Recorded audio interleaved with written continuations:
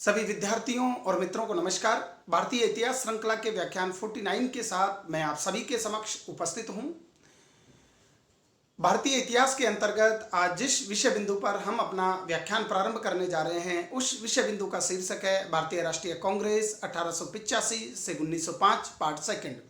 जैसा कि आप सभी जानते हैं कि हमने अपने पूर्ववर्ती व्याख्यान क्रमांक 48 के तहत भी भारतीय राष्ट्रीय कांग्रेस की 1885 से 1905 ईस्वी तक की काल अवधि में उसकी राजनीतिक गतिविधियां, उसके उद्देश्य, उनके लक्ष्य, उसकी रणनीति और उनके उद्देश्य, लक्ष्य और रणनीतियों पर कार्य करने के फलस्वरूप जो उपलब्धियां हासिल हुई उन पर विस्तार से बात की थी। साथ ही हमने इस दौर में कांग्रेस की जो राजनीति थी, जिसे सामान्यतः उदारवादी राजनीति का नाम है, भारतीय इतिहासकारों और अकेडमिशियन जगत में दिया गया,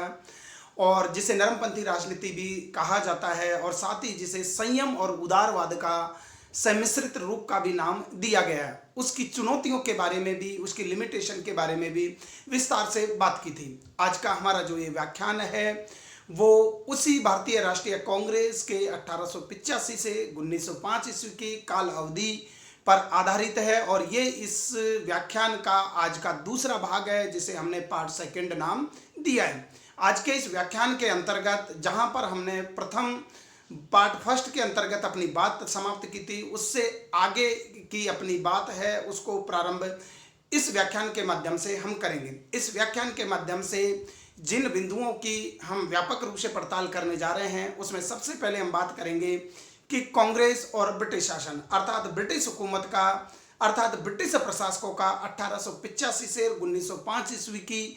कांग्रेस के प्रति उनका रुख किस प्रकार का रहा, उन्होंने कांग्रेस के साथ किस प्रकार की रणनीति पर कार्य किया। दूसरे बिंदु के अंतर्गत हम बात करेंगे कि 1885 से 1905 ईस्वी के बीच में कौन कौन से प्रमुख अधिवेशन हुए और उन अधिवेशनों में अगर कोई प्रस्ताव पास किया गया तो वो प्रस्ताव क्या था। तीसरे बिंदु के अंतर्गत हम बात करेंगे औपनिवेशिक अर्थतंत्र की मीमांसा, जिसे आर्थिक राष्ट्रवाद के नाम से भी जाना जाता है और जिसे अक्सर धन निष्कासन के नाम से भी जाना जाता है। तो तीसरे बिंदु के अंतर्गत हम इनकी व्यापक रूप से पड़ताल करेंगे। चौथे बिंदु के अंतर्गत हम बात करेंगे कि 1885 से 1905 ईस्वी के दौर में जिसे नरमपंथी राजनीति की संज्ञा दी गई है, जिसे उदारवादी राजनीति का दौर कहा गया है, उस उदारवादी राजनीति का प्रतिनिधित्व करने वाले प्रमुख राष्ट्रवादी नेता कौन कौन से थे। और यहाँ पर हम मुख्यतः बात करेंगे दादा भाई नेहरू जी के 1885 से 1905 ईस्वी में कांग्रेस की रणनीतियों, कांग्रेस की गतिविधियों को उन्होंने किस प्रकार से अपने जैसे कि नीतियों के माध्यम से प्रभावित किया। तो दादा भाई नेहरू जी पर हम बात करेंगे, सुरेंद्रनाथ बनर्जी पर हम एक नज़र दौड़ाएंगे, और साथ ही हमारी बात होगी महादेव गोविंद रानड़े पर। फिरोज शाह मेहता और गोपाल कृष्ण गोखले जैसे उदारवादी राष्ट्रवादी राजनेताओं के बारे में हम एक संक्षिप्त परिचय और भारत के राष्ट्रीय आंदोलन और राजनीतिक चेतना और राजनीतिक जागरण में इनका क्या कंट्रीब्यूशन हुआ, इसके बारे में भी हम विस्तार से बात करने जा रहे हैं। तो आज का हमारा जो व्याख्यान है वो है भारतीय राष्ट्रीय कांग्रेस 1885 से 1905 ईस्वी। ये इस टॉपिक पर हमारा दूसरा व्याख्यान है जिसे हमने पार्ट सेकंड का नाम दिया है। तो सबसे पहले हम बात कर लेते हैं कि 1885 से और 1905 ईस्वी में जो भारतीय राष्ट्रीय जैसे कि कांग्रेस का जो संगठन था, भारतीय राष्ट्रीय कांग्रेस की जो रणनीतियाँ थी, भारतीय राष्ट्रीय कांग्रेस की जो रणनीतियाँ थी, उसके उद्देश्य थे, उसके जो लक्ष्य थे, राजनीतिक चेतना और जागरण का उसने जो काम किया, उसके प्रति ब्रिटिश हुकूमत और तात्कालिक ब्रिटिश प्रशासकों का किस प्रकार से रुख रहा, इसी को हम अपने इस प्रथम बिंदु के अंतर्गत समझने जा रहे हैं। जैसा कि आप सभी जानते हैं कि 28 दिसंबर 1885 को भारतीय राष्ट्रीय कांग्रेस की स्थापना हुई और इसकी संस्थापना अधिवेशन बंबई के गोकुलदास तेजपाल संस्कृत कॉलेज में हुआ। इसके प्रथम अधिवेशन की अध्यक्षता भूमेश चंद्र बनर्जी के द्वारा की गई, और इस भारतीय राष्ट्रीय कांग्रेस का जो जनक माना जाता है वो एक अंग्रेज सिविल सर्वेंट ए.ओ. ह्यूम को माना जाता है। और ऐसा माना जाता है कि ए.ओ. ह्यूम ने लॉर्ड डफरिन को का एक नैतिक संबल और सहयोग प्राप्त करके इस भारतीय राष्ट्रीय कांग्रेस नामक संगठन की स्थापना में अपना अमूल्य सहयोग दिया था। तो 1885 ईस्वी में जिस समय भारतीय राष्ट्रीय कांग्रेस की स्थापना हुई उस समय भारत के जो वायसराय थे वो लॉर्ड डफरिन थे, और लॉर्ड डफरिन ने भी भारतीय राष्ट्रीय कांग्रेस की स्थापना से संबंधी जब एक प्रस्ताव ए.ओ. ह्यूम ने उनके सामने रखा तो उन्होंने एक प्रकार से अगर हम कहें कि पूरा समर्थन नहीं तो उसका विरोध भी नहीं किया। तो 1885 से और 1887 ईस्वी का दौर वो है जब ब्रिटिश शासन का कांग्रेस के प्रति सहयोगात्मक रवैया या तटस्थता का रुख रहा, अर्थात कांग्रेस अपने मंच से जो कुछ भी कार्य कर रही थी उसका ब्रिटिश प्रशासकों के द्वारा, तत्कालिक ब्रिटिश हुकूमत के द्वारा कहीं से कोई विरोध, कहीं से कोई प्रतिरोध नहीं किया गया। शायद इसके पीछे ये एक बहुत बड़ा कारण था क्योंकि कांग्रेस की स्थापना में जिस एओ ह्यूम को एक जनरल सेक्रेटरी के पद पर बिठाया गया था और एओ ह्यूम ने जिस प्रकार से अलग अलग प्रांतों में राजनीतिक जागरण में संलग्न भारत के शिक्षित बुद्धिजीवी वर्ग के लोगों को ला करके एक मंच पर खड़ा कर दिया था और एओ ह्यूम उस भारतीय राष्ट्रीय कांग्रेस से जुड़े हुए थे। तो ब्रिटिश प्रशासकों और ब्रिटिश हुकूमत को यह विश्वास हो गया था कि एओ ह्यूम की इस अखिल भारतीय प्रकृति के राजनीतिक संगठन में रहने से ये ब्रिटिश साम्राज्य और ब्रिटिश हुकूमत को कम से कम कोई चुनौती पेश नहीं करेगा, अर्थात इस जैसे संगठन से ब्रिटिश हुकूमत और ब्रिटिश साम्राज्यवाद को कहीं कोई खतरा नहीं होने वाला है। तो 1885 और 1887 ईस्वी का दौर वो था जब ब्रिटिश शासन का कांग्रेस के प्रति एक प्रकार से कॉपरेशन का रवैया रहा, या अर्थात उसमें किसी भी प्रकार का कोई प्रतिरोध, कोई विरोध है वो ब्रिटिश शासन, ब्रिटिश हुकूमत की तरफ से नहीं आया। अर्थात ब्रिटिश हुकूमत ने या तो सहयोगात्मक रवैया अपनाया या तटस्थता का रुख उसके प्रति रहा। इसे हम कुछ अगर तथ्यों से समझना चाहें तो इस प्रकार से समझ सकते हैं। जब 1886 ईस्वी में कलकत्ता में कांग्रेस का वार्षिक अधिवेशन हुआ और उस अधिवेशन की अध्यक्षता दादाभाई नेहरू जी ने की थी, तो उस समय भारत के तत्कालिक वायसराय लॉर्ड डफरिन थे। उन्होंने जो कलकत्ता आए हुए जो प्रतिनिधि थे, 400 से ज़्यादा जो प्रतिनिधियों ने जिन्होंने भाग लिया था, कलकत्ता आए हुए प्रतिनिधियों को एक गार्डन पार्टी उसके लॉर्ड डफरिन के द्वारा दी गई। लेकिन लॉर्ड डफरिन ने यहाँ पर यह स्पष्ट कर दिया कि वे कांग्रेस के प्रतिनिधियों के नाते उन व्यक्तियों का स्वागत नहीं कर रहे हैं, उन व्यक्तियों को इस तरह की पार्टी नहीं दे रहे हैं, अपितु वो केवल जो कलकत्ता में भारत के अलग अलग इलाकों से आए जो शिक्षित बुद्धिजीवी मध्यम वर्ग के जो लोग हैं जिनको वो एक विशिष्ट दर्शक मानते थे, उन विशिष्ट दर्शकों का एक स्वागत करने के लिए उन्होंने गार्डन पार्टी दी थी, ऐसा लॉर्ड डफरिन ने कहा। अर्थात लॉर्ड डफरिन ने बड़ी सावधानी के साथ में उन कांग्रेस के प्रतिनिधियों को पार्टी भी दी और साथ ही ये क्लियर कर दिया कि कांग्रेस संगठन के प्रतिनिधि के नाते, कांग्रेस संगठन के नाते उन्होंने उनको वो पार्टी नहीं दी, वो सिर्फ एक उन विशिष्ट दर्शकों को वो पार्टी दी है जो कलकत्ता घूमने के लिए आए हैं। इसी प्रकार 1887 में जब मद्रास में अधिवेशन हुआ और उस मद्रास के अधिवेशन की अध्यक्षता बदरुद्दीन तैयब जी के द्वारा की गई, तो मद्रास के तत्कालिक गवर्नर के द्वारा भी इस मद्रास के वार्षिक अधिवेशन जो भारतीय राष्ट्रीय कांग्रेस का हुआ उसमें मद्रास के गवर्नर के द्वारा कुछ सुविधाएं प्रदान की गई। तो 1887 ईस्वी तक का समय वो था जब ब्रिटिश शासन का, ब्रिटिश प्रशासन का कांग्रेस के प्रति या तो सहयोगात्मक रवैया रहा या उन्होंने तटस्थता का रुख अपनाया। अर्थात अखिल भारतीय प्रकृति का जो राजनीतिक संगठन जो भारतीय राष्ट्रीय कांग्रेस के नाम से स्थापित हो गया था उससे ब्रिटिश हुकूमत को किसी भी प्रकार की कोई चिंता नहीं थी, ब्रिटिश साम्राज्यवाद के लिए वो खतरा नहीं मानते थे। इसके पीछे सबसे बड़ा कारण यही था क्योंकि एओ ह्यूम की भारतीय राष्ट्रीय कांग्रेस में उपस्थिति थी। एओ ह्यूम भारतीय राष्ट्रीय कांग्रेस के जनरल सेक्रेटरी थे। तो ब्रिटिश हुकूमत और ब्रिटिश प्रशासकों को यह लग गया था कि भारतीय राष्ट्रीय कांग्रेस कोई ऐसा कदम नहीं उठाएगी जो कि ब्रिटिश साम्राज्यवाद को, ब्रिटिश उपनिवेशवाद को या भारत में ब्रिटिश राज्य के स्थायित्व को चुनौती दे। और एओ ह्यूम जिस तरह से उन्होंने ब्रिटिश साम्राज्य की पूरी निष्ठा से सेवा की थी, तो एओ ह्यूम की वफादारी ही वो सबसे बड़ा कारण थी जिसके कारण से 1885 से 1887 ईस्वी में ब्रिटिश शासन का कांग्रेस के प्रति सहयोगात्मक रवैया रहा या उसने तटस्थता का रुख अपनाया। लेकिन 1887 के अंत होते होते एक पत्रिका है वो प्रकाशित की गई और वो पत्रिका थी कांग्रेस के, जो तमिल में एक पत्रिका प्रकाशित हुई, कांग्रेस के तमिल प्रश्नोत्तरी, कांग्रेस की तमिल प्रश्नोत्तरी नाम से एक पत्रिका प्रकाशित हुई जिसमें दो व्यक्तियों के बीच संवाद के माध्यम से विभिन्न प्रश्नों का संयोजन किया गया और इन दो व्यक्तियों के संवाद के माध्यम से साम्राज्यवाद की निंदा की गई और तात्कालिक ब्रिटिश हुकूमत और प्रशासकों की जो शोषणकारी नीति है उसका उस पत्रिका में प्रश्नोत्तरी के माध्यम से एक तार्किक विवेचना की गई। जैसे ही ये पत्रिका दो अलग अलग भाषाओं में जब वितरित की गई तो तात्कालिक जो वायसराय लॉर्ड डफरिन और तात्कालिक ब्रिटिश प्रशासकों के कान खड़े हो गए और उनको लगा कि जिस कांग्रेस को सिर्फ वो केवल ये मान रहे थे कि ब्रिटिश साम्राज्यवाद और उपनिवेशवाद को कोई चुनौती देने की स्थिति में नहीं है। अब उसने अपना रुख है धीरे धीरे बदलना प्रारंभ कर दिया है। जब ब्रिटिश साम्राज्यवाद और ब्रिटिश उपनिवेशवाद को चुनौती देने से संबंधित प्रश्नोत्तरी का उस 1887 ईस्वी में जो कांग्रेस तमिल प्रश्नोत्तरी नाम से कांग्रेस के मंच से एक पत्रिका निकाली गई, तब जाकर के ब्रिटिश हुकूमत और कांग्रेस संगठन के बीच के संबंधों में एक प्रकार से कड़वाहट आने लगी, एक प्रकार से तनाव की स्थिति पैदा होने लग गई। डफरिन ने सार्वजनिक मंच से 1888 के प्रारंभ में कांग्रेस की आलोचना की और कांग्रेस को देशद्रोहियों का संगठन बताया, अवसरवादी लोगों का संगठन बताया, राजद्रोही ब्राह्मणों का संगठन बताया और उन्होंने तो यहां तक कहा कि ये उन लोगों का ही प्रतिनिधित्व करती है जिन लोगों के आर्थिक हित है, राजनीतिक स्वार्थ है, वो पूरे नहीं हो रहे और भारत की विशाल आबादी से इस संगठन और इस संगठन से जुड़े हुए लोगों का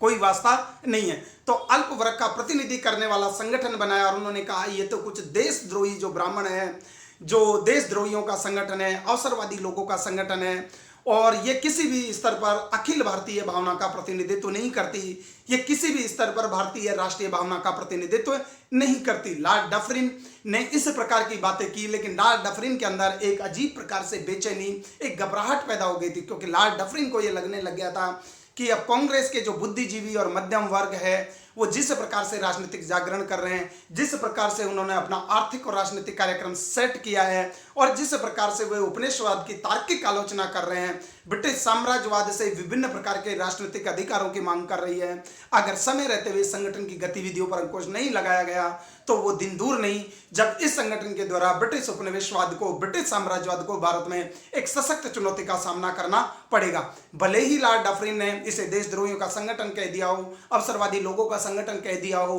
राजद्रोही ब्राह्मणों का संगठन के नाम से संबोधित किया हो, या अपने सिर्फ मन में तसल्ली देने के लिए अल्प वर्ग का प्रतिनिधि करने वाला संगठन बताया, लेकिन वास्तविकता में लॉर्ड डफरिन भी ये जानते थे कि 1885 ईस्वी में जब कांग्रेस की स्थापना हुई और 1887 तक आते आते कांग्रेस एक राजनीतिक जागरण की मोड़ पर जैसे कि धीरे धीरे अग्रसर हो रही है, राष्ट्रीय चेतना का विकास कर रही है, ब्रिटिश उपनिवेशवाद की एक एक करके वो जैसे कि कलई खोल रही है, तो लॉर्ड डफरिन का ये मानना था कि इस कांग्रेस को शीघ्र ही उसके और ज़्यादा विकसित होने से पहले इसको समाप्त किया जाने वाला आवश्यक है, ताकि भारत में ब्रिटिश साम्राज्यवाद और ब्रिटिश उपनिवेशवाद को किसी भी प्रकार की राष्ट्रीय चेतना से चुनौती नहीं मिले। और इसके बाद में ब्रिटिश हुकूमत और ब्रिटिश प्रशासकों ने कांग्रेस से जुड़े हुए लोगों को और कांग्रेस संगठन को एक संदेह भरी नजरों से देखने लगे। वो उसे उस संगठन के रूप में देखने लगे जो ब्रिटिश साम्राज्यवाद और ब्रिटिश उपनिवेशवाद के लिए आने वाले समय में खतरा पैदा कर सकती थी, इसलिए इसको समय से पहले ही समाप्त कर दिया जाए। 1890 ईस्वी में सरकारी सेवकों से संबंधित एक प्रस्ताव पास किया गया और उसमें कहा गया कि कोई भी सरकारी सेवक है जो ब्रिटिश साम्राज्यवाद, ब्रिटिश प्रशासन में अपनी सेवाएं दे रहा हो, वो कांग्रेस संगठन का सदस्य नहीं बन सकता। ये एक प्रकार से तत्कालिक ब्रिटिश हुकूमत और ब्रिटिश प्रशासकों के बीच में एक घबराहट, एक बेचैनी को दर्शा रही थी कि 1890 ईस्वी में जब उन्होंने कहा कोई भी सरकारी सेवक है वो भारतीय राष्ट्रीय कांग्रेस से नहीं जुड़ सकते। बाद में जो ज़्यादा प्रतिक्रियावादी जो वायसराय आए 1899 ईस्वी में बनकर के लॉर्ड कर्जन, तो लॉर्ड कर्जन को भी ये लगने लग गया था जिस तरह से कांग्रेस की गतिविधियां तेजी से बढ़ रही थी, कांग्रेस के लोगों के द्वारा राजनीतिक अधिकारों की मांग की जा रही थी, सिविल सर्विसेज में भारतीयों के प्रवेश की मांग की जा रही थी, विभिन्न प्रकार के भारतीय उद्योगों को संरक्षण देने की मांग की जा रही थी, भारतीय धन के निष्कासन का मुद्दा है, तेजी से लोगों के बीच में आर्थिक राष्ट्रवाद के रूप में विकसित हो रहा था। उस संदर्भ में लॉर्ड कर्जन का भी यही मानना था कि जैसे तैसे भी इस कांग्रेस संगठन को पूरी तरह से नेस्तनाबूद कर दिया जाए, इसको समाप्त कर दिया जाए, उसके लिए एक रणनीति पर काम करना आवश्यक था और लॉर्ड कर्जन की ये भी मंशा थी। लॉर्ड कर्जन 1900 ईस्वी में अपनी इसी मंशा को और अपनी इच्छा को जाहिर करते हुए कहते हैं कि कांग्रेस अब लड़खड़ा रही है और जल्दी ही गिरने वाली है और मेरा सबसे बड़ा मकसद भी यही है कि मेरे भारत प्रवास के दौरान ही इस पार्टी का अंत हो जाए। अंग्रेजों की जब ये पार नहीं पड़ी, तत्कालिक ब्रिटिश प्रशासकों की जब वो भारतीय राष्ट्रीय कांग्रेस का जो आर्थिक और राजनीतिक एजेंडा जो कि साझे अखिल भारतीय हितों पर आधारित था। भारत के लोगों में तेजी से राजनीतिक जागरण का प्रचार प्रसार किया जा रहा था। भारत के लोगों में राष्ट्रवाद की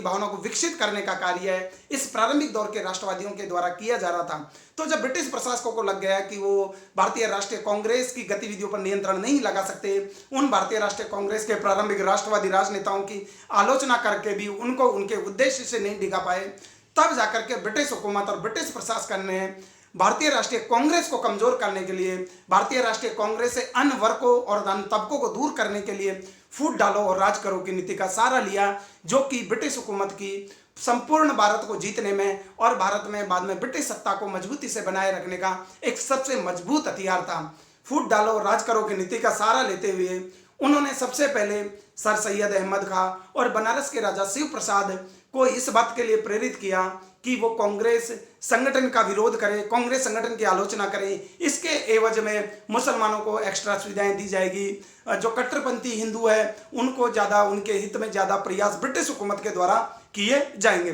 तो फूट डालो और राज करो की नीति का सहारा लेकर के उन्होंने सबसे पहले सर सैयद अहमद खां और बनारस के राजा शिव प्रसाद को के माध्यम से भारतीय राष्ट्रीय कांग्रेस के विरोध में एक संगठन खड़ा करवाया गया ब्रिटिश हुकूमत, ब्रिटिश प्रशासकों के द्वारा, और उस संगठन का नाम था यूनाइटेड इंडियन पैट्रियोटिक एसोसिएशन, अर्थात संयुक्त भारतीय राष्ट्रभक्त संगठन का गठन ब्रिटिश हुकूमत के द्वारा भारतीय राष्ट्रीय कांग्रेस के प्रतिरोध में सर सैयद अहमद खान और बनारस के राजा शिव प्रसाद के माध्यम से करवाया गया। और सर सैयद अहमद खान के माध्यम से ब्रिटिश हुकूमत ने यह चाहा कि भारतीय के जो मुसलमान है वो भारतीय राष्ट्रीय कांग्रेस है उससे अलग रहे, क्योंकि भारतीय राष्ट्रीय कांग्रेस है सिर्फ हिंदुओं का प्रतिनिधित्व करती है और हिंदुओं के भी उदारवादी धड़े का प्रतिनिधित्व करती है, और इससे मुसलमानों को कोई फायदा नहीं होने वाला। मुसलमानों को फायदा सिर्फ ब्रिटिश हुकूमत के प्रति वफादारी करने में है। और सर सैयद अहमद खान को उस मोहरे के रूप में ब्रिटिश हुकूमत और ब्रिटिश प्रशासकों ने इस्तेमाल किया। और बाद में कुछ ऐसी गतिविधियां भी हुई कि जो सर सैयद अहमद खान शुरू में ये कहते थे कि हिंदू और मुसलमान इसी देश के दो बेटे हैं, बाद में वो ये कहने लगे कि हिंदू और मुसलमानों के दोनों के हित अलग अलग है और दोनों को एक साथ रह करके दोनों के हितों की पूर्ति नहीं हो सकती। बाद में वही सर सैयद अहमद खान है अंग्रेजों प्रशासकों की, अंग्रेज हुकूमत की कुटिल चाल और कुटिल रणनीतियों में फंस जाते हैं और वो एक मुस्लिम पृथकतावाद, मुस्लिम अलगाववाद की भावना को पैदा करने में, उसका बीजारोपण करने में बहुत बड़ी भूमिका है वो निभाते हैं। और फूट डालो राज करो की नीति ने के माध्यम से ब्रिटिश हुकूमत ने अपना काम करना प्रारंभ कर दिया था। ब्रिटिश हुकूमत इसके अलावा यहीं पर नहीं रुकी, उसने गर्मपंथियों को भी इस बात के लिए प्रेरित किया कि आपके जो ये नरमपंथी है सिर्फ अपने सीमित स्वार्थों के लिए लड़ रहे हैं, इनका भारत की जनता से कोई वास्ता नहीं है, इसलिए आप लोग हैं इन गर्मपंथियों के संगठन को समाप्त कर दे। आपको अन्य भारतीयों को ब्रिटिश हुकूमत की तरफ से कुछ न कुछ सुविधाएं हैं वो दी जाएगी। तो ब्रिटिश हुकूमत के द्वारा फूट डालो राज करो की नीति का सहारा लिया गया कांग्रेस संगठन को तोड़ने के लिए। 1887 ईस्वी के बाद में ब्रिटिश हुकूमत का कांग्रेस के प्रति सहयोगात्मक रवैया बदलने लगा और उन्होंने गर्मपंथी और नरमपंथियों को भी आपस में लड़ाने का कार्य है वो किया। लेकिन 1885 से 1905 ईस्वी तक की जो कांग्रेस थी उसकी नीतियों पर, उसकी रणनीतियों पर, उसकी मांगों पर, उसकी कार्यक्रमों पर पूरी तरह से नरमपंथियों का प्रभाव था, उदारवादी राजनीति का प्रभाव था। उदारवादी राजनीति संवैधानिक तौर तरीकों में विश्वास रखती थी, वो किसी भी प्रकार की हिंसा, किसी भी प्रकार के प्रदर्शन में विश्वास नहीं रखती थी। और ये जो उदारवादी राजनीति के ज़्यादातर लोग हैं उनको अंग्रेजों की न्यायप्रियता में विश्वास था और उनको ये लगता था कि अगर संवैधानिक तरीकों से हम अपनी मांग ब्रिटिश हुकूमत, ब्रिटिश प्रशासक और ब्रिटिश जनमत के समक्ष रखेंगे तो अंग्रेज लोग भारत के कल्याण के लिए भी कार्य करेंगे। लेकिन अंग्रेज लोगों की वास्तविक मंशा किसी भी प्रकार से भारतीयों को किसी भी प्रकार के राजनीतिक अधिकार देने की नहीं थी, भारत के आधुनिक उद्योगों के विकास करने की नहीं थी, भारत में उस प्रकार के प्रगतिशील विचारों को लागू करने की नहीं थी। लेकिन नरमपंथी राजनीति के समर्थक जो राष्ट्रवादी राजनेता है वो ब्रिटेन की न्यायप्रियता में विश्वास करते रहे और गर्मपंथियों ने इस तथ्य को भली भांति जान लिया था कि अंग्रेजों से इस प्रकार के संवैधानिक प्रदर्शनों, प्रार्थना पत्र, रिमाइंडर, सार्वजनिक बहस और ब्रिटिश जनमत को प्रभावित करने के माध्यम से भारतीयों को किसी भी प्रकार के कोई अधिकार नहीं मिलने पड़े। इसके लिए प्रदर्शनों का सहारा लेना पड़ेगा, इसके लिए बहिष्कार का सहारा लेना पड़ेगा, इसके लिए हिंसात्मक तरीकों को अपना करके ब्रिटिश प्रशासकों पर, ब्रिटिश हुकूमत पर एक दबाव है वो क्रिएट करना होगा, ऐसा मानना था गर्मपंथियों का। तो नरमपंथी और गर्मपंथियों के आपसी मतभेद है वो काफी बड़े हो गए, लेकिन फिर भी 1885 से और 1905 ईस्वी तक की कांग्रेस पर पूरी तरह से उदारवादियों नरमपंथियों का दबदबा है वो बरकरार रहा। ये तो हो गई कि कांग्रेस और ब्रिटिश प्रशासन के बीच के संबंधों पर। शुरुआत में हमने देखा 1885 से 87 सहयोगात्मक तटस्थ रवैया रहा, लेकिन 1887 के बाद में ब्रिटिश सरकार ने कांग्रेस के दमन करने के प्रयास है शुरू कर दिए। फूट डालो राज करो की नीति का सहारा लिया गया। सर सैयद अहमद खान बनारस के राजा शिव प्रसाद को कांग्रेस के खिलाफ भड़काया गया। यूनाइटेड इंडियन पैट्रियोटिक संगठन खड़ा किया गया। उदारवादी और गर्मपंथियों को लड़ाने का काम है वो किया गया। तो इस प्रकार से ब्रिटिश हुकूमत और ब्रिटिश प्रशासन के प्रारंभिक कांग्रेस के साथ में संबंध रहे। अब हम ये देख लेते हैं कि 1885 से और 1905 ईस्वी के दौरान भारतीय राष्ट्रीय कांग्रेस के जो प्रमुख वार्षिक अधिवेशन हुए वो किस स्थान पर हुए, उनकी अध्यक्षता किसने की, और अगर उसमें कोई महत्वपूर्ण प्रस्ताव पास हुआ तो वो महत्वपूर्ण प्रस्ताव क्या थे। आप सभी के लिए एक और बात है वो याद रखने योग्य है, वो ये है कि जब भी हम बात करें कि भारतीय राष्ट्रीय कांग्रेस के वार्षिक अधिवेशन, जितने भी भारतीय राष्ट्रीय कांग्रेस के वार्षिक अधिवेशन थे, एनुअल जो अधिवेशन थे उसके, वो सारे के सारे एनुअल अधिवेशन हमेशा दिसंबर में ही माह में ही आयोजित हुए। तो जब भी हम बात करें कि 1885 का अधिवेशन, 1886, 87 या किसी भी ईयर के वार्षिक अधिवेशन की, तो उसका तात्पर्य है वो दिसंबर माह में ही आयोजित किया गया और ज़्यादातर 27, 28, 29 दिसंबर के आसपास की उनकी तिथि रही है। अब हम बात कर लेते हैं प्रमुख अधिवेशन और प्रमुख प्रस्तावों की। कांग्रेस का जो सबसे पहला जो अधिवेशन हुआ वो 1885 में हुआ, वो बंबई में हुआ और WC बनर्जी ने उसकी अध्यक्षता की। इस प्रथम अधिवेशन, ये कांग्रेस का प्रथम संस्थापना अधिवेशन था जिसमें कांग्रेस के उद्देश्य और लक्ष्य है वो तय किए गए और 72 प्रतिनिधियों ने इसमें भाग लिया था। इसी प्रकार से अगर मैं दूसरे अधिवेशन की बात करूं तो 1886 ईस्वी में कलकत्ता में कांग्रेस का अधिवेशन हुआ और इसकी अध्यक्षता की दादाभाई नेहरू जी ने। 436 प्रतिनिधि इसमें शामिल हुए और पहली बार प्रथम गैर हिंदू है वो भारतीय राष्ट्रीय कांग्रेस का अध्यक्ष बना, क्योंकि दादाभाई नेहरू जी है वो पारसी धर्म से संबंधित थे। इस अधिवेशन की खास बात यह थी कि राष्ट्रीय कांग्रेस और राष्ट्रीय कॉन्फ्रेंस का आपस में विलय हो जाता है। इसी प्रकार 1887 में जो वार्षिक अधिवेशन हुआ वो मद्रास में हुआ और उसकी अध्यक्षता बदरुद्दीन तैयब जी ने की। बदरुद्दीन तैयब जी प्रथम मुस्लिम अध्यक्ष थे जो कि 1887 ईस्वी में कांग्रेस की अध्यक्षता की। 607 प्रतिनिधियों ने इसमें भाग लिया। इसी प्रकार 1888 ईस्वी के अगर अधिवेशन की बात करें तो ये अधिवेशन इलाहाबाद में हुआ। 1888 ईस्वी का अधिवेशन इलाहाबाद में हुआ और जॉर्ज यूल है वो कांग्रेस के अधिवेशन की उन्होंने अध्यक्षता की। ये प्रथम वो अंग्रेज थे जिन्होंने कांग्रेस के अधिवेशन की अध्यक्षता की। तो जब भी एग्जाम में क्वेश्चन पूछा जाए कि प्रथम अंग्रेज कौन थे जिन्होंने कांग्रेस के अधिवेशन की अध्यक्षता की, तो वो थे जॉर्ज यूल। 1888 ईस्वी के इलाहाबाद अधिवेशन की उन्होंने अध्यक्षता की और मुस्लिमों को संतुष्ट करने के लिए इसमें एक प्रस्ताव पास किया गया। उसमें यह कहा गया कि अगर किसी प्रस्ताव पर मुसलमानों को आपत्ति होती है तो ऐसा कोई प्रस्ताव नहीं लाया जाएगा। इसी प्रकार 1889 ईस्वी में जो भारतीय राष्ट्रीय कांग्रेस का वार्षिक अधिवेशन हुआ वो बंबई में हुआ था और इसकी अध्यक्षता की थी विलियम वेडन बर्न वही थे, ये भी एक अंग्रेज थे और ये विलियम वेडन बर्न वही थे जिन्होंने एओ ह्यूम की जीवनी लिखी थी। एओ ह्यूम की जीवनी 1913 ईस्वी में 7 खंडों में प्रकाशित हुई थी।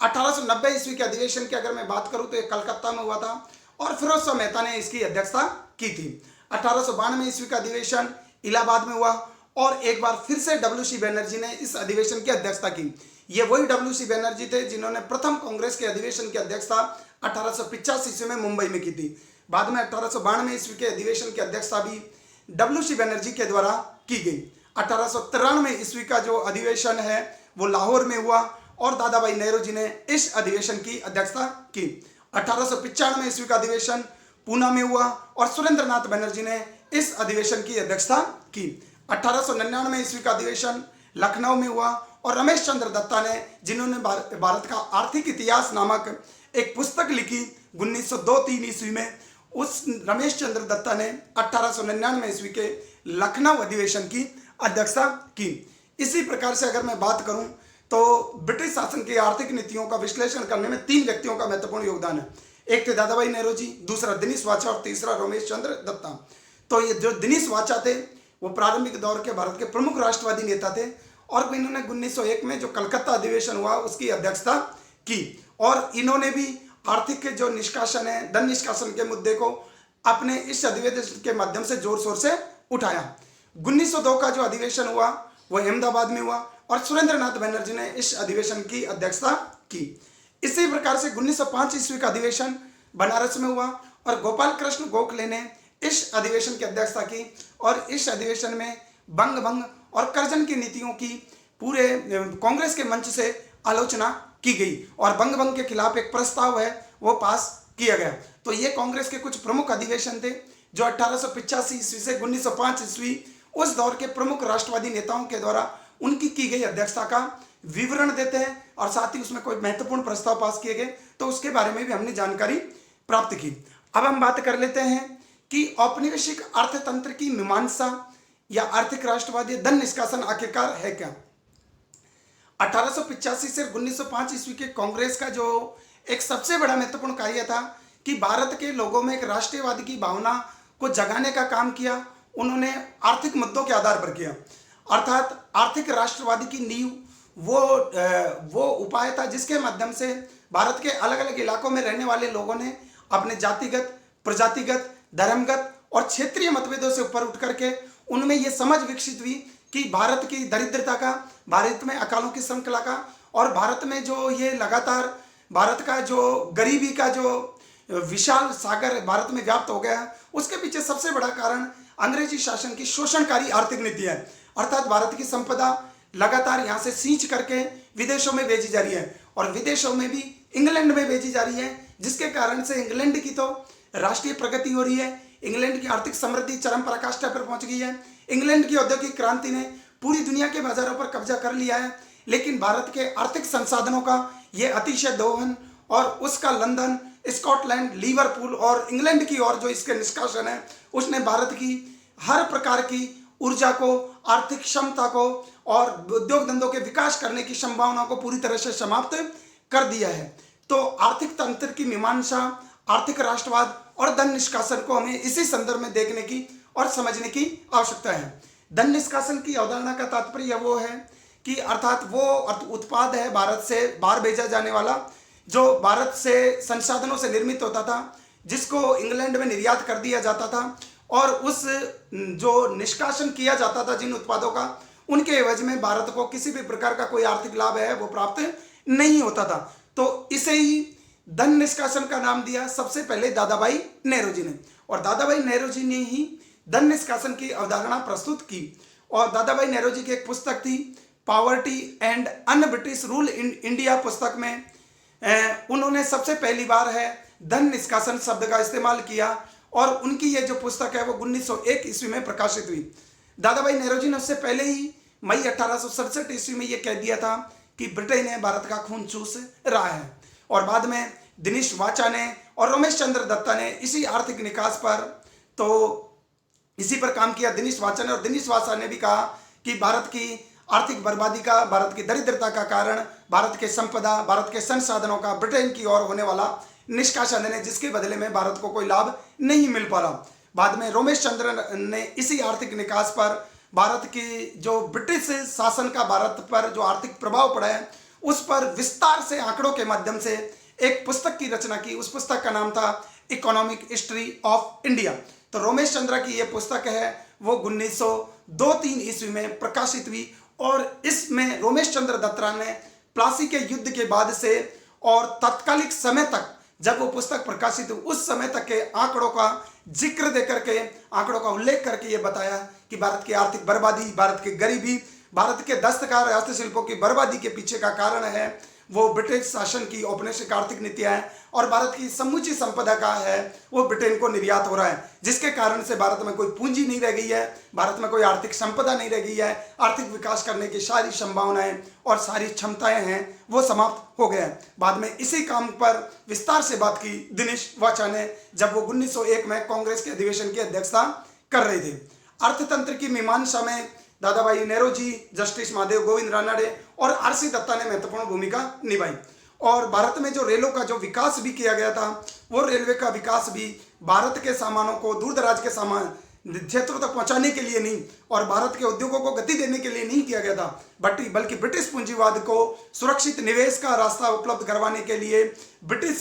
कारखानों में तैयार हुए सामानों को भारत के दूर दराज के क्षेत्रों में सप्लाई करने के लिए और भारत से कच्चे माल को इकट्ठा करके उस कच्चे माल को रेल लाइनों के माध्यम से बंदरगाहों तक पहुंचाकर और बंदरगाहों के माध्यम से समुद्र पार इंग्लैंड भेजने के लिए भारतीय रेलों का विकास किया गया था। और भारतीय रेलों के जो विकास किया गया था उसका पूरा खर्चा है भारत के आर्थिक संसाधनों से पूरा किया जाना था। और ब्रिटेन के जिन उद्योगपति और पूंजीपतियों ने रेलवे के विकास में एक निश्चित लाभांश की गारंटी पर रेलवे में पूंजी लगाई थी, उस पूंजी का पर लाभांश की जो राशि मिलती थी वो लाभांश की राशि भी सीधी इंग्लैंड जा रही थी। तो इसी रेलवे के विकास के बारे में बाल गंगाधर तिलक ने एक महत्वपूर्ण टिप्पणी की कि यह दूसरे की पत्नी के सिगार पिटार का खर्चा उठाने जैसी बात है, अर्थात दूसरे की पत्नी के सिंगारदानी पर खर्चा कर रहे हैं हम और अपनी पत्नी को हम खाली छोड़ रहे हैं। तो तिलक ने रेलवे के विकास पर तंज करते हुए ये बात है वो कही थी। और धन निष्कासन के बहुत सारे रूप थे, अर्थात ब्रिटिश प्रशासकों को, ब्रिटिश के कर्मचारियों को और सेवकों को जो भी पैसा जो भी यहाँ से जो मिलता था वो पैसे का अंतिम निकास ब्रिटेन को होता था। इसके अलावा भारत के कच्चे कपास हो, अनाजों का निर्यात वो ब्रिटेन को होता था। और भारत में जो विशाल ब्रिटिश साम्राज्य को सुरक्षित रखने के लिए जो सेना रखी जा रही थी उस सेना का खर्चा भी भारत के संसाधनों से किया जाना था। और भारत के प्रशासन चलाने के लिए जो ब्रिटेन की गृह सरकार से जो ऋण लिया जाता था उस गृह सरकार पर ऋण की आपूर्ति भी भारत के आर्थिक संसाधनों से की जा रही थी और उसकी निकासी भी ब्रिटेन को की जा रही थी। इसके अलावा अगर हम करें भारत की जो ब्रिटिश प्रशासन को चलाने का खर्चा है वो उस खर्चा की भी पूरी राशि है वो ब्रिटेन को भेजी जा रही थी। तो हर प्रकार के माध्यम के द्वारा भारत से आर्थिक संपदा और आर्थिक संसाधनों का निष्कासन है वो ब्रिटेन को किया गया। तो जब प्रत्येक भारतीय के दिमाग में प्रारंभिक दौर के राष्ट्रवादियों ने इस राष्ट्रवाद का बीजारोपण किया और उन्होंने कहा कि हमारी आपसी मतभेदों का फायदा उठा करके उन्होंने इस प्रकार की आर्थिक शोषणकारी नीतियां भारत के ऊपर लाद दी है कि हम लोग सिर्फ अपने सामाजिक और धार्मिक मतभेदों में उलझ करके रह गए और अंग्रेजों ने इस पूरे देश को चूस लिया है, अंग्रेजों ने इस पूरे देश को कंगाल कर दिया है, बर्बाद कर दिया है, जिसके कारण से आज एक छोटा सा काल पड़ने पर ही लाखों की संख्या में हमारे भारतीय भाई बहन हैं वो मारे जाते हैं। और ये आर्थिक राष्ट्रवाद है या औपनिवेशिक अर्थतंत्र की मीमांसा है या धन निष्कासन का मुद्दा वो मुद्दा था जिसने भारत में आर्थिक राष्ट्रवादी के नाम पर भारत में राष्ट्रीय राजनीतिक चेतना जागृत करने का काम किया, एक राष्ट्र निर्माण की प्रक्रिया को अपने अंतिम पायदान तक पहुंचाने का काम किया। तो आर्थिक राष्ट्रवाद और धन निष्कासन है प्रारंभिक दौर के भारतीय राष्ट्रीय कांग्रेस के राजनेताओं की एक महत्वपूर्ण उपलब्धि थी और धन निष्कासन के सिद्धांत को आगे बढ़ाने में सबसे महत्वपूर्ण भूमिका निभाई वो दादा भाई नेहरू जी ने की। दादा भाई नेहरू जी शुरुआत में ब्रिटिश शासन की न्यायप्रियता में विश्वास रखते थे और उनको लगता था कि ब्रिटिश शासन भारत में लंबे समय तक जो बना रहेगा उसके ब्रिटिश शासन लंबा तो भारत की भलाई होगी, भारत का कल्याण होगा और भारत से जो पूंजी ले जाई जा रही है वो भारत के कल्याण के लिए खर्च हो जाएगी। लेकिन 20वीं शताब्दी के प्रारंभ आते आते तक भारत के इन उदारवादी राष्ट्रवादियों को भी ये लगने लगा कि सच्चाई जैसा हम सोच रहे थे वैसा नहीं है और भारत में जो ब्रिटिश शासन की नीतियों का उद्देश्य ही यही है कि भारत का ज़्यादा से ज़्यादा आर्थिक संसाधनों का शोषण कर लिया जाए, भारत के भले के लिए किसी भी प्रकार के किसी भी संसाधनों को नियोजित नहीं किया गया। तो आर्थिक राष्ट्रवाद ने ब्रिटिश शासन के खिलाफ और ब्रिटिश उपनिवेशवाद की नैतिकता की जड़ों को खोदने का सबसे महत्वपूर्ण कार्य किया। ब्रिटिश साम्राज्य का ये दावा कि वो भारत के लोगों की भलाई के लिए भारत में शासन कर रहे हैं, जब आर्थिक राष्ट्रवाद और औपनिवेशिक अर्थतंत्र की इस प्रकार की मीमांसा दादा भाई नेहरू जी, दिनेश वाचा और रमेश चंद्र दत्त के द्वारा पेश की गई तो भारत में ब्रिटिश साम्राज्य का नैतिक आधार है वो समाप्त हो गया। और ये वो नैतिक आधार था जिसके कारण से भारत में ब्रिटिश शासक है, ब्रिटिश शासन है वो जमा हुआ था। जैसे ये नैतिक आधार है वो खोखला उजागर हुआ, नैतिक आधार को इन प्रारंभिक दौर के राष्ट्रवादियों के द्वारा समाप्त किया गया तो धीरे धीरे भारत में ब्रिटिश साम्राज्यवाद की जो जड़ें हैं वो खिसकने लगी और भारत का राष्ट्रवादी आंदोलन एक नए दौर में प्रवेश करने के लिए आतुर हो गया और ज़्यादातर लोगों को ब्रिटिश साम्राज्यवाद के, ब्रिटिश उपनिवेशवाद के वास्तविक मंतव्य का पता चल गया। अब हम बात कर लेते हैं कि इस दौर के प्रमुख राष्ट्रवादी नेता है वो कौन कौन से थे। जितने भी राष्ट्रवादी जो नेता थे प्रारंभिक दौर के 1885 से 1905 ईस्वी के, हम अपने पूर्ववर्ती व्याख्यान में भी ये जिक्र कर चुके हैं कि जितने भी ज़्यादातर उदारवादी राष्ट्रवादी नेता थे वो ये नहीं चाहते थे कि भारत में ब्रिटिश शासन तत्काल के लिए समाप्त हो जाए, क्योंकि उनको लगता था कि भारत में ब्रिटिश शासन कानून और व्यवस्था की स्थापना के लिए आवश्यक है। भारत में ब्रिटिश शासन को वो ईश्वरीय वरदान के रूप में देखते थे। ब्रिटिश शासन की न्यायप्रियता में वो विश्वास करते थे और उनको लगता था कि देर सवेर ब्रिटिश शासन के कारण भारत की भलाई होगी, भारत की कल्याण होगी, भारत की आर्थिक समृद्धि होगी। उन लोगों को यह लगता था कि कुछ ब्रिटिश प्रशासकों की प्रतिक्रियावादी नीतियों के कारण से या ब्रिटिश हुकूमत को और ब्रिटिश प्रशासकों को भारत के लोगों की समस्याओं से वो परिचित नहीं है। इस कारण से भारत में संसाधनों का विदोहन किया जा रहा है, भारत के लोगों के हित के लिए कार्य नहीं किया जा रहा। लेकिन इन प्रारंभिक दौर के राष्ट्रवादियों को लगता था कि अगर हम ब्रिटिश प्रशासकों तक अपनी बात को संवैधानिक तरीके से पहुंचा पाने में सफल रहे, अगर हम भारत के लोगों की समस्याओं से उनको रूबरू कराने में सफल रहे, तो ब्रिटिश प्रशासक है और कल्याण के लिए कार्य करेंगे। और भारत में ब्रिटिश प्रशासन है वो लंबे समय तक बना रहना चाहिए, क्योंकि भारत में ब्रिटिश प्रशासन को वो ईश्वरीय देन के रूप में देखते थे। तो इसी संदर्भ में हम बात कर लेते हैं। तो इसी दौर के राष्ट्रवादी नेताओं में सबसे पहले हम बात कर लेते हैं दादाभाई नेहरू जी। दादाभाई नेहरू जी का 1825 ईस्वी में जन्म हुआ और 1917 ईस्वी में इनकी मृत्यु होती है। दादाभाई नेहरू जी को इनके लोकप्रिय नाम भारत के वयोवृद्ध नेता यानी grand old man of India के नाम से जाना जाता है। राष्ट्रीय कांग्रेस की स्थापना के आरंभ से ही ये इसके साथ जुड़े हुए थे। गणित और प्राकृतिक दर्शन के ये प्राध्यापक थे और शुरुआत में इन्होंने एक टीचिंग का कार्य किया, लेकिन बाद में कैमास बंधु जो पादरी समाज में बहुत बड़े प्रबुद्ध व्यापारी थे और दान वीरता के लिए जाने जाते थे, उनके साथ व्यापार करने के लिए दादाभाई नेहरू जी कपास के व्यापारी के रूप में अपना कार्य प्रारंभ करने के लिए 1855 से और 1869 ईस्वी तक लंदन प्रवास में रहते हैं। लेकिन 1855 और 69 तक जब लंदन प्रवास में रहे तो उन्होंने कुछ कैमास बंधुओं के साथ में अपना व्यापारिक कार्य शुरू किया, लेकिन कुछ समय के बाद में उन्होंने उनका साथ छोड़ दिया। और लंदन प्रवास के दौरान ही दादाभाई नेहरू जी ने सबसे पहली बार, क्योंकि जब वो लंदन गए, ब्रिटेन की आर्थिक प्रगति और समृद्धि को देखा और उसके बनिस्पत भारत की आर्थिक प्रगति और समृद्धि को देखा तो उन्हें गहरी निराशा हुई और उनको लगा कि जिस प्रकार से भारत में ब्रिटिश प्रशासन को शासन करना चाहिए था, भारत के भले के लिए कार्य करना चाहिए था, शायद उस प्रकार से कार्य नहीं किया। लेकिन दादाभाई नेहरू जी को ब्रिटिश प्रशासन और ब्रिटिश हुकूमत के बारे में वो ये नहीं मानते थे कि भारत से अंग्रेजों का शासन समाप्त होना चाहिए। सिर्फ उनको यही लगा कि ब्रिटेन में जिस प्रकार की आर्थिक समृद्धि और प्रगति हो रही है और भारत में नहीं हो रही है, उसके पीछे शायद मिसअंडरस्टैंडिंग बहुत बड़ा योगदान है और भारत के जो ब्रिटिश प्रशासक है, अंग्रेजी हुकूमत है, उसको भारत की परिस्थितियों की सही समझ नहीं है, भारत के लोगों की समस्याओं की सही समझ नहीं है और यह ब्रिटिश जनमत का भारत की समस्याओं की ओर ध्यान नहीं गया। तो उन्होंने लंदन इंडियन एसोसिएशन और ईस्ट इंडियन एसोसिएशन जैसी कमिटी लंदन में रहकर के बनाई और उन्होंने ब्रिटिश जनमत को भारतीय समस्याओं के प्रति प्रभावित करने का कार्य किया ताकि भारत के संदर्भ में कुछ अच्छे कदम उठाए जा सके। तो 1855 से 69 ईस्वी के दौरान दादाभाई नेहरू जी ने भारत के पक्ष में ब्रिटिश जनमत को प्रभावित करने के लिए कुछ संस्थाओं के माध्यम से कार्य किया और बाद में कुछ व्यक्ति जैसे कि फिरोज शाह मेहता भी वहाँ पर गए, या फिरोज शाह मेहता जब वो वहाँ पर गए तो फिरोज शाह मेहता भी गांधी जी के संपर्क में आए।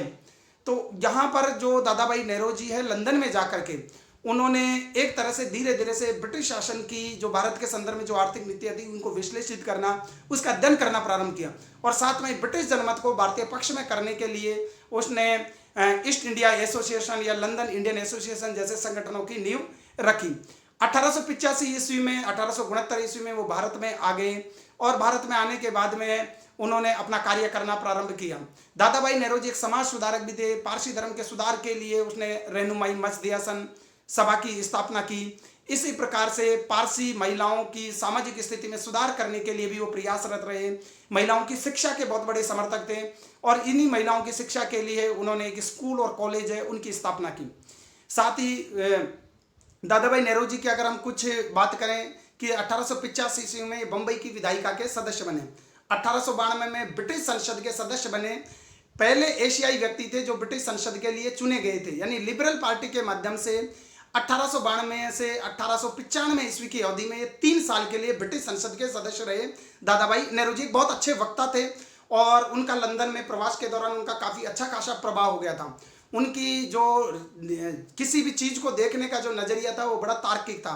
और जिस प्रकार से वो काम कर रहे थे, जिस प्रकार से प्रभावशाली और बुद्धिमत्तापूर्ण ढंग से अपनी बात रखते थे, तो ब्रिटिश जनमत भी काफ़ी हद तक दादाभाई नेहरू जी से प्रभावित था। और इसी का परिणाम ये हुआ कि लिबरल पार्टी ने फिन्सबरी से 1892 ईस्वी में उनको अपना कैंडिडेट बनाया और 1892 ईस्वी में वो ब्रिटिश संसद के हाउस ऑफ कॉमन्स के लिए चुने गए और ये 3 बार कांग्रेस के अध्यक्ष रहे, 1886 ईस्वी में, 1893 ईस्वी में और 1906 ईस्वी में। ये 3 बार इन्होंने कांग्रेस की अध्यक्षता की। इसके अलावा दादा भाई नेहरूजी है, उनको उन्होंने कई संस्थाओं के साथ भी ये जुड़े रहे, जैसे कि बम्बई एसोसिएशन, ज्ञान प्रसारक मंडलियों की इन्होंने स्थापना की, लंदन इंडियन एसोसिएशन और ईस्ट इंडिया एसोसिएशन इनके प्रमुख संगठन थे। इनको ब्रिटिश सरकार की न्यायप्रियता में विश्वास था। मैंने बार बार कहा कि ये कभी भी नहीं चाहते थे कि भारत से ब्रिटिश शासन समाप्त हो। उनको लगता था कि भारत की कानून व्यवस्था की जो स्थिति है वो ब्रिटिश प्रशासन की देन है और भारत में ब्रिटिश साम्राज्य वो ईश्वरीय देन है, अर्थात इसको लंबे समय तक बने रहना चाहिए। और उनको लगता था कि भारत में के लोग, अगर हम लोग ब्रिटिश प्रशासकों को, ब्रिटिश जनमत को भारत की समस्याओं से अवगत करा देंगे तो ब्रिटेन की जो है आर्थिक समृद्धि जो भारत के संसाधनों से बढ़ गई है, एक न एक दिन उस आर्थिक समृद्धि का लाभ भारत के लोगों को मिलाएगा। और इनके समान कानून की व्यवस्था के कारण से भारत की बहुत सारी सामाजिक और सांस्कृतिक विसंगतियां दूर हुई है। तो ब्रिटिश सरकार की न्यायप्रियता में दादा भाई नेहरू को पूरा विश्वास था। लेकिन 1900 के बाद में दादा भाई नेहरू का रुख है ब्रिटिश शासन की न्यायप्रियता से थोड़ा सा डिगमिगाने लगता है और उन्होंने आर्थिक राष्ट्रवाद की या औपनिवेशिक अर्थतंत्र की जब तार्किक मीमांसा पेश की, जिसे धन निष्कासन का सिद्धांत भी कहा जाता है। 1901 में उन्होंने अपनी पुस्तक लिखी poverty and un British rule India, उसमें उन्होंने धन निष्कासन के सिद्धांत की विस्तार से बात की। और दादा भाई नेहरू जी इतने ज़्यादा उन्होंने एक समाचार पत्र का भी प्रकाशन किया, जिस समाचार पत्र का नाम था राष्ट्र गोफ्तार नामक समाचार पत्र का प्रकाशन किया। और गोपाल कृष्ण गोखले वो दादा भाई नेहरू जी की बुद्धिमत्ता, उनके प्रभावशाली तार्किक विवेचन से इतने प्रभावित थे कि वो कहते थे कि अगर 19वीं सदी के उत्तरार्ध और 20वीं सदी के अगर प्रारंभिक दशकों में मनुष्यों में कहीं कोई देवता है तो वो दादा भाई ही है, क्योंकि दादा भाई अपने समभाव के लिए, अपनी मृदु न्यायप्रियता के लिए जाने जाते थे और अपनी बातों को प्रभावशाली तरीके से रखते थे। इसलिए दादा भाई नेहरू जी को grand old man of India भी कहा जाता है। और गोखले उनके बहुत बड़े प्रशंसक थे, जिन्होंने कहा कि यदि मनुष्यों में कहीं कोई देवता है तो वो दादा भाई ही है। अब हम बात कर लेते हैं इसी प्रकार फिरोज शाह मेहता का जन्म 1825 में हुआ और 1915 ईस्वी में इनकी मृत्यु हुई। ये भी पारसी धर्म के से संबंधित थे और दादा भाई के प्रमुख अनुयायियों में थे। एक बहुत बड़े वकील भी थे, बंबई के निवासी थे और राजनीतिक जीवन 1870 ईस्वी में ये प्रारंभ करते हैं। 1872 ईस्वी में बंबई कॉरपोरेशन के सदस्य बने, 1886 में बंबई विधानसभा के सदस्य बनाए गए और 1890 में कांग्रेस के अध्यक्ष बने। सर मेहता को फिरोज शाह मेहता को अंग्रेजों की न्यायप्रियता, सत्यता, ईमानदारी में पूरी तरह से विश्वास था। अंग्रेजी साम्राज्य को प्रगति और भारत के लिए ईश्वरीय वरदान मानते थे और प्रारंभिक दौर के जितने भी उदारवादी राजनेता थे वो सारे के सारे, उनको अंग्रेजों की न्यायप्रियता, सत्यता, ईमानदारी में विश्वास था। अंग्रेजी साम्राज्य को प्रगति और भारत के लिए ईश्वरीय वरदान मानते थे। ये प्रभावशाली वक्ता थे और जब वो बंबई विधायिका के लिए चुने गए और तो उनके जो प्रभावशाली जो भाषण होते थे, जिस प्रकार से अंग्रेजी हुकूमत भारत से संदर्भ में कोई भी कानून लाती तो इस तरह से उसकी विवेचना करते, उस पर बहस करते कि किसी के पास में उनकी बहसों का कोई जवाब नहीं होता था। तो फिरोज शाह मेहता को विधान परिषदों के माध्यम से प्रभावशाली वक्ता के रूप में पहचान मिली। बॉम्बे क्रॉनिकल नामक दैनिक समाचार पत्र का भी ये संपादन करते थे। अब हम बात कर लेते हैं महादेव गोविंद रानडे, जिन्हें जस्टिस के नाम से भी जाना जाता है, क्योंकि ये ब्रिटिश भारत में बंबई उच्च न्यायालय के न्यायाधीश तक के पद पर रहे। मुंबई में एडवोकेट जनरल रहे और बंबई उच्च न्यायालय में न्यायाधीश के पद तक भी पहुंचे। महादेव गोविंद रानडे को महाराष्ट्र के सुकरात के नाम से भी जाना जाता है। ये ब्रिटिश काल के भारतीय न्यायाधीश थे, लेखक, समाज सुधारक और कांग्रेस की स्थापना से जुड़े हुए थे। नासिक महाराष्ट्र के एक छोटे से कस्बे निफाड़ में पैदा हुए थे और बंबई विधान परिषद के सदस्य 18 चुने गए। 1893 में बंबई उच्च न्यायालय के न्यायाधीश बने और 1897 में जो ब्रिटिश हुकूमत ने भारत में जो प्रांतीय और शाही खर्चों में कटौती करने से संबंधित उनके खर्चों की जांच करने के लिए जो एक वेलोवी आयोग बनाया, उस वेलोवी आयोग के एक सदस्य बनाए गए थे महादेव गोविंद रानडे। बंबई में प्रार्थना समाज की स्थापना, सामाजिक सम्मेलन आंदोलन के ये संस्थापक थे। पूर्ण सार्वजनिक सभा की स्थापना में भी ये जुड़े रहे। लेकिन ये जिस प्रकार से महादेव गोविंद रानडे चूंकि जस्टिस थे और तर्कवादी और मानववादी दृष्टिकोण से हर चीज को सोचते थे और वो भारत की जो परंपरागत सामाजिक और धार्मिक विसंगतियां हैं जिन्होंने भारत को पीछे धकेला है, उन सब के बहुत बड़े आलोचक थे, विरोधी थे। और ये सती प्रथा के विरोधी थे, विधवा विवाह के समर्थक थे, बाल विवाह के ये विरोधी थे और महिलाओं को शिक्षा दिए जाने के समर्थक थे। लेकिन जो एक भारत के जो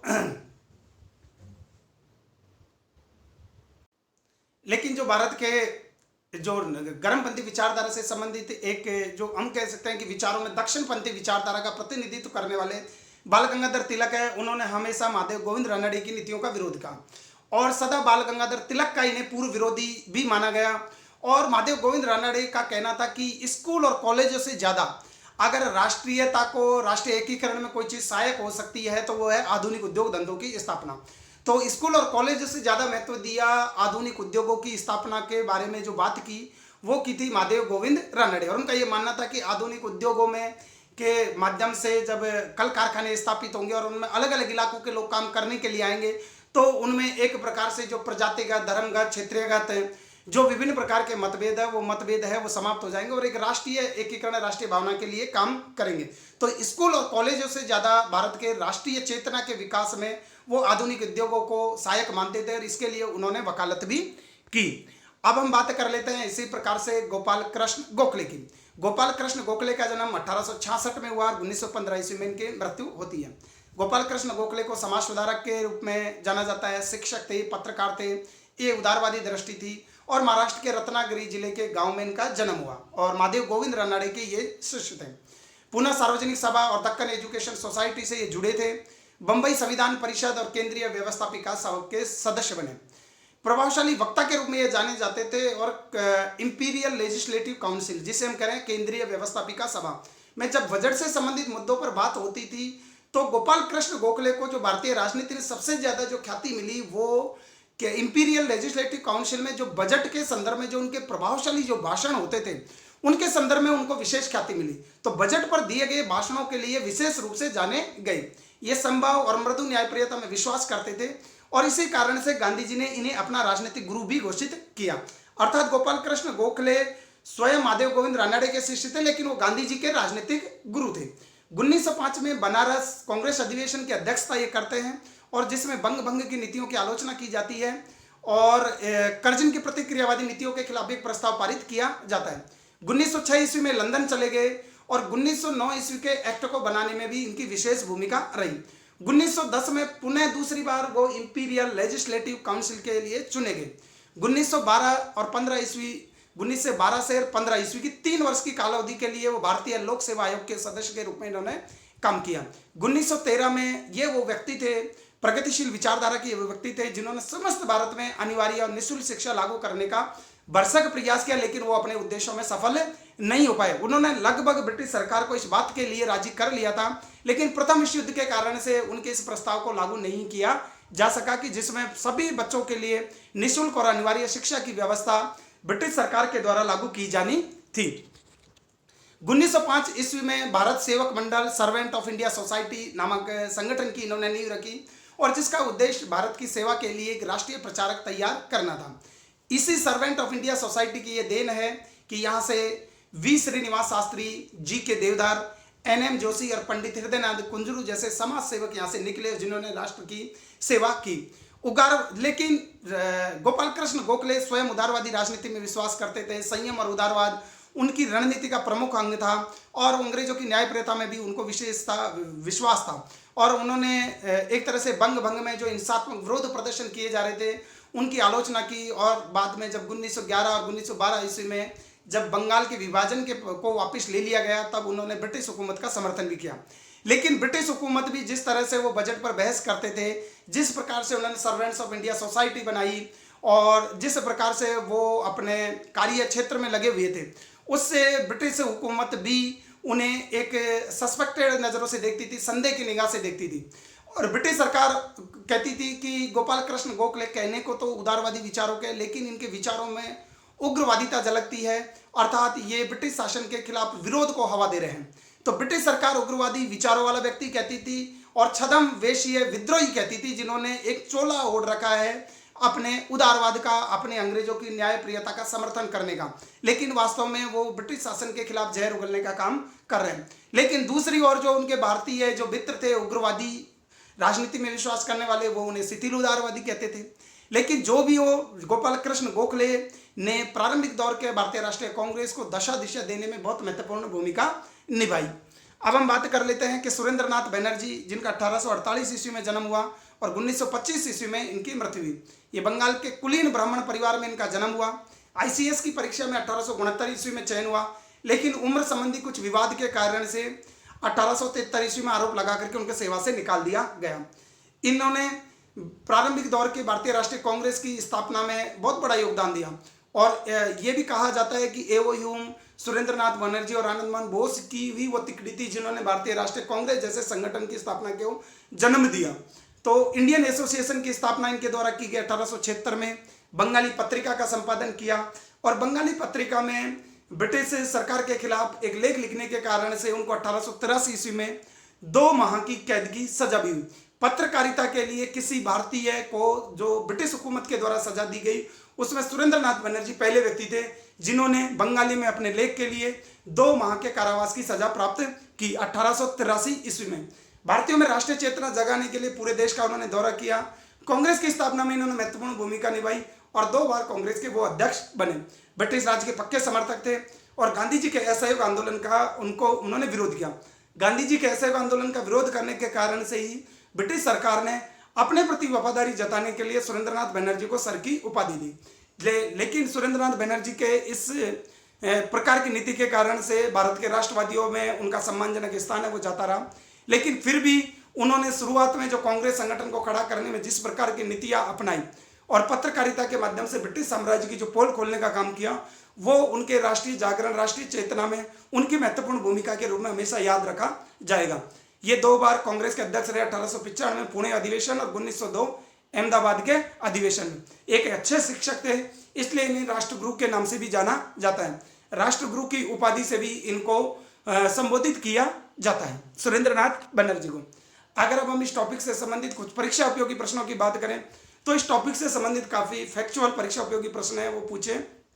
जाते रहे कि 1885 के अधिवेशन की अध्यक्षता, 1886 के अधिवेशन की अध्यक्षता, 87-88 या 1905 ईस्वी तक कांग्रेस के किस अधिवेशन की अध्यक्षता किस व्यक्ति के द्वारा की गई। यह पूछा जा सकता है कि 1893 के अधिवेशन की अध्यक्षता निम्नलिखित में से किस राष्ट्रवादी व्यक्ति के द्वारा की गई। इसी प्रकार दादाभाई नेहरू, सुरेंद्रनाथ बनर्जी, फिरोज शाह मेहता, गोपाल कृष्ण गोखले से संबंधित एग्जाम में प्रश्न है वो पूछे जा सकते हैं। यहाँ से संकल्पनात्मक, तथ्यात्मक और अवधारणात्मक प्रश्न है वो पूरी तरह से पूछे जाने की संभावना है। और अगर फिर भी आपको लगता है कि इस टॉपिक से कोई आपको समस्या है तो आप मेरे से सीधा कांटेक्ट कर सकते हैं। इसी के साथ आज का हमारा ये व्याख्यान है यहीं पर समाप्त होता है। कल फिर एक नए व्याख्यान के साथ, एक नए विषय वस्तु के साथ मैं आप सभी के समक्ष उपस्थित होऊंगा। तब तक के लिए आप सभी का बहुत बहुत धन्यवाद और आभार।